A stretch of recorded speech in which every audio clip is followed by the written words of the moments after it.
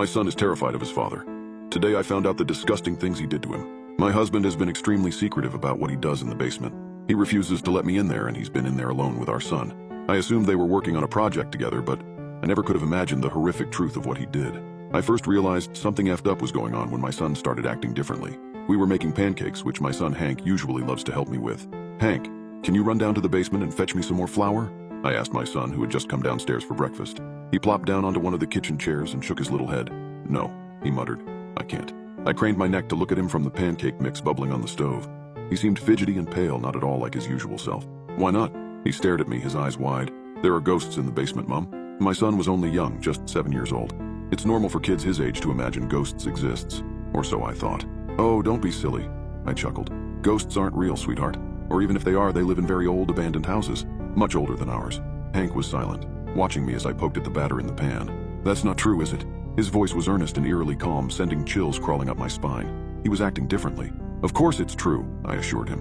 "Think about it. What is a ghost?" Hank thought for a moment. "Someone who's dead?" I nodded. "Exactly. And no one has died in our house. We bought it brand new last year, remember? So we can't have ghosts." "How do you know?" he replied quickly. My heart skipped a beat and I turned to look at him again. For a 7-year-old, Hank was an incredibly deep thinker, a quality that had the capacity both to impress and to unnerve. "How do I know what? How do you know that no one has died in our house?" I tapped the spatula on the edge of the pan, trying to gather my scattered thoughts. "Well, wouldn't we know if anyone had? Hey, darling, could you run down and get that flour, please? These pancakes are breaking apart." There was a pause. "No, Mom," I sighed impatiently. "Hank, your dad's downstairs. The lights will be on. Go on. There's no ghost, trust me." But Hank sat there, kicking his legs under the table, visibly uncomfortable.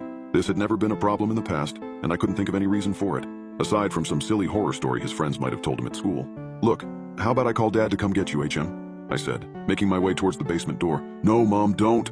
Hank jumped to his feet, dashing after me and gripping the hem of my apron. "Don't call Dad." "Why?" His eyes welled up with tears. "I don't like him." I stared at him, taken aback. "You don't like him? Why?" "He's a bad person." I was extremely confused. My husband loved him. He would always take good care of him when they were home alone while I was working. They've been spending a lot of time together recently since I've been extremely busy working, so he looks after him. "What? How can you say such a thing?" I asked, extremely confused by what he meant by calling him a bad person. He stuck out his bottom lip. "He's very angry." "He's not angry, sweetheart. What makes you say that?" "Well," Hank sounded hesitant. "Yesterday after school I went down to the basement to ask for some help with the pasta, and he was yelling at the lady, and then he hit her." I froze. My heart dropped. Hank never lies to me. We are extremely close with each other. My mind started racing. What pasta? What lady? He hid his face in my apron and shook his head. "I don't know." I put my hands on his shoulders and kneeled in front of him. "Hank, can you tell me what happened?" My husband was a stay-at-home dad and normally spent his time tinkering in the garage. His only responsibilities were keeping the house tidy and taking care of Hank after school. I can't imagine he would have the time to see other ladies other than me. "Dad always has a new lady in the basement when I come home from school. I'm not allowed to go down there, but I hear them. He says I have to get my own dinner, but last night I forgot to turn off the stove and some water got on my arm." He pulled up his right sleeve, revealing a large area of scorched skin on his forearm. I stared at it, and then at my son in bewilderment, my throat closing up. And then I went downstairs to tell Dad, but he was busy with the lady. He got really angry when he saw me. I didn't know what to say. My heart was thumping fast in my chest, making me feel lightheaded. "What happened to the lady, Hank?" I whispered. He wet his lips. I don't... She lives in the basement now, they all do." My blood ran cold. "Stay here. I'm going to talk to your father." "No!" Hank grabbed my sleeve. "You can't go, Mom." "I have to, baby. Don't worry, the ghost won't get me. I just need to find out what's going on." "No, you can't go." He kept repeating, frantically tugging at my blouse. "Dad said you're not supposed to know about last night." I stared at him. "What? This is important, Hank. Your father is supposed to be taking care of you." Hank crumpled to the floor, burying his face in his little hands.